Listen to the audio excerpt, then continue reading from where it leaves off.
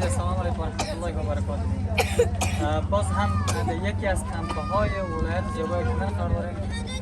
به تعداد زیادی از هموطنان ما کمپ زدن و در سر زلزله بیدار شدن. ما هم به سلسله مساعدت‌های بدون خیریه صداقت امروز به تعداد 1000 غذای گرم آماده کردیم. خانم قابل پلو، نان و آب میشه. البته جات ما ادامه داره.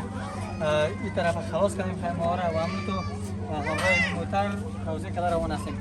جا داره تشکر کنم عزیزایی که در این امر خیر در پروسه مقدس سهم گرفتن. خداوند اجر نصیبشان کنه.